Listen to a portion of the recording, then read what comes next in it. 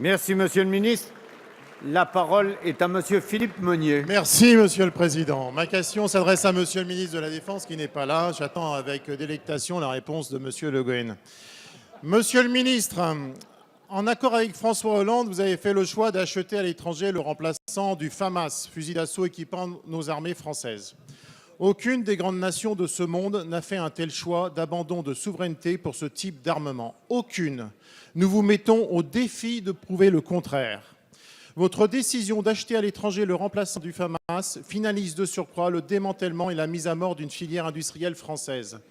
Elle est d'autant plus injustifiée et incompréhensible que des entreprises françaises sont tout à fait capables de produire un fusil d'assaut de qualité et compétitif, contrairement à vos allégations.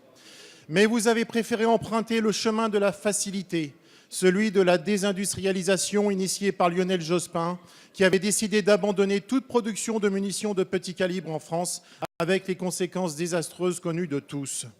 Tous ceux qui travaillent sérieusement sur ce dossier savent pourtant depuis longtemps que nous pouvons produire sur le sol national ces armes et ces munitions.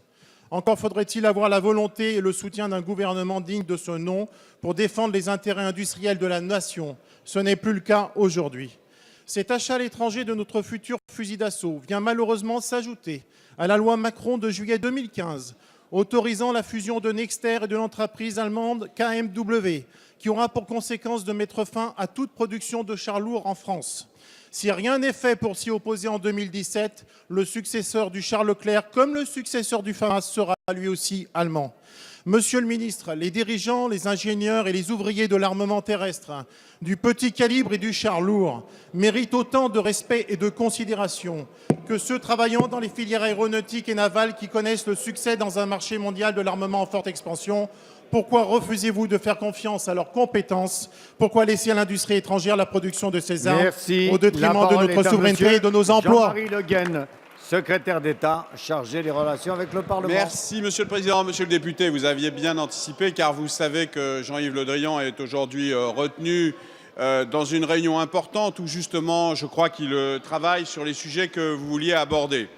La deuxième remarque que je voulais faire, vous avez raison de parler de cette question du fameux FAMAS, qui a eu le droit d'ailleurs à une notice biographique dans Le Monde la semaine dernière qui était très évocatrice pour les uns et pour les autres.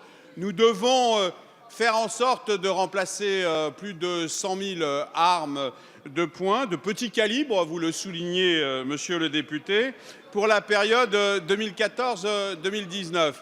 Il y a eu la volonté du gouvernement d'ouvrir un appel d'offres et oui, il était possible que cet appel d'offres soit ouvert à l'ensemble des entreprises, mais depuis la manufacture d'armes de Saint-Étienne, qui a été fermée dans les années 90, nous ne possédons plus sur le territoire national d'industrie pérenne, solide, capable de produire cette arme. Néanmoins, et c'est pourquoi une entreprise allemande a été retenue, c'est pourquoi aussi nous avons fait en sorte que cette entreprise allemande travaille avec des entreprises françaises en matière de fourniture complémentaire sur ce fusil.